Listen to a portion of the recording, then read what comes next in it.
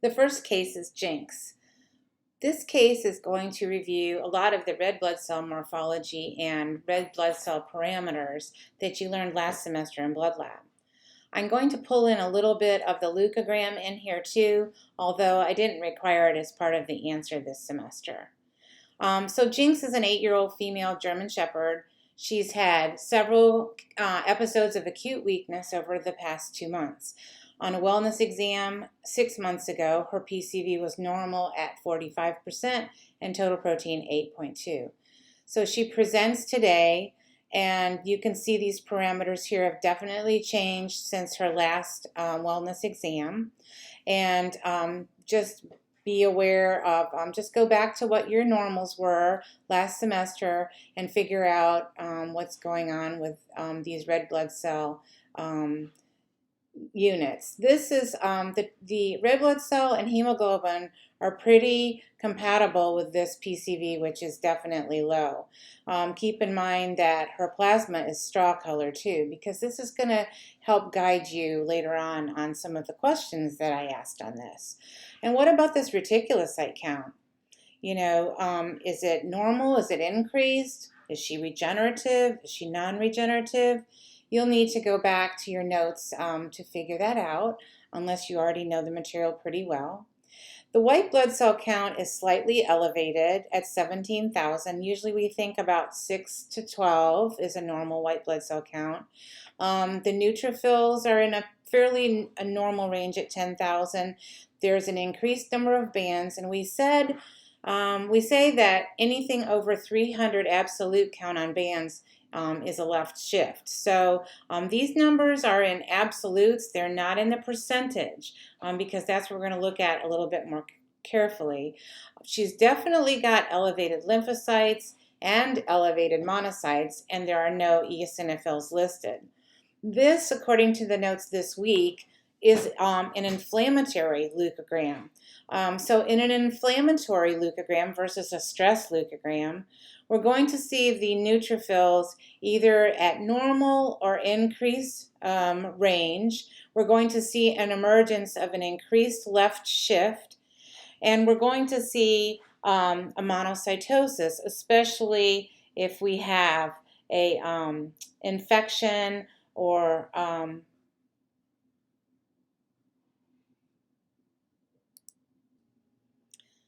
So again, I just mentioned the inflammatory leukogram because it's part of our lesson this week, but let's go on from there. The RBC morphology is not normal, and if you remember from some of your reading what some of these shapes can mean in RBC morphology. Platelet estimation is decreased and some of the platelets are large. So some of the questions we want to ask about Jinx is the anemia regenerative or non? You should be able to answer that. That'll be part of what you submit to me. And is the anemia from blood loss or hemolysis?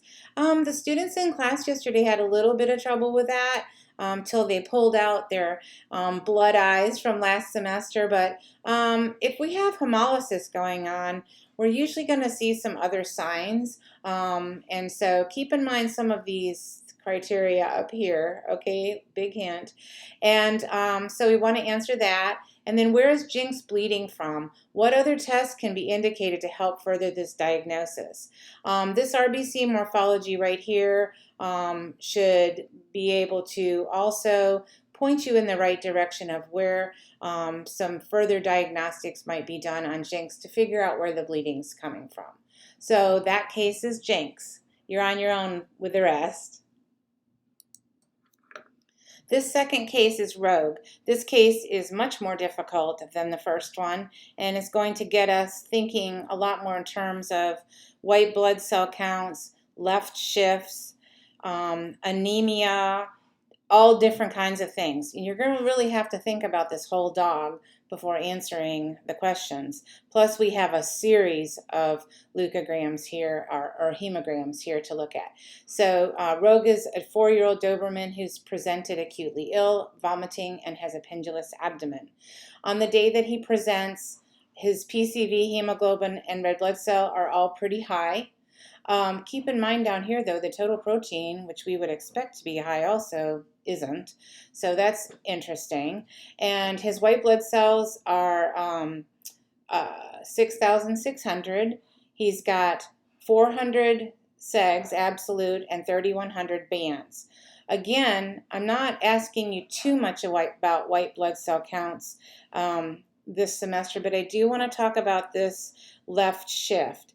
This is not only a left shift, this is a degenerative left shift. In other words, the bands have outnumbered the segs. So the body just cannot produce the number of neutrophils that it needs to cover what kind of inflammation is going on in this dog. Not to mention the fact we have metamyelocytes also. So a real left shift is present. And down here we have platelets are 193. We think of dogs as having 350 as a normal, so this is low. This is a really low total protein for how this dog presents. I'm going to read the rest of it. Rogue has on the blood smear, we don't see too much on red blood cell morphology, but it is noted that he has a marked toxic neutrophils on both days 1 and 2.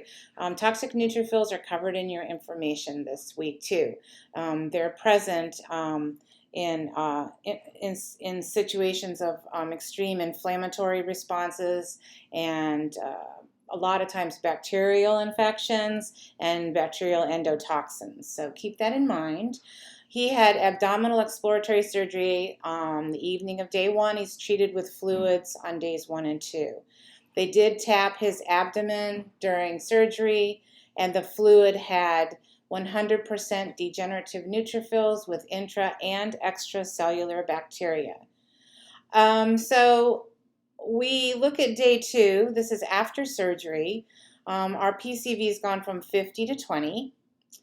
Hemoglobin and red blood cells have followed.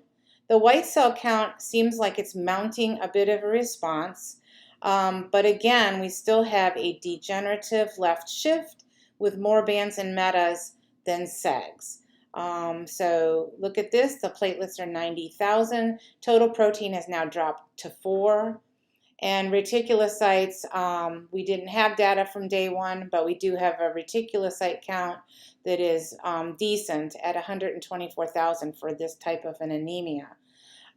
So the questions to ask are, why is the anemia evident on day 2 and not day 1? You have to put your thinking caps on for all of this. Is the anemia regenerative or non? Why is that total protein falling? That's a big one, and it is of concern, especially at 4.0. And why is there a neutropenia on day 1 when there's an obvious infection in the abdomen? Is this left, I kind of gave you the answer to this one, is the left shift normal response or degenerative, and is there a stress leukogram present?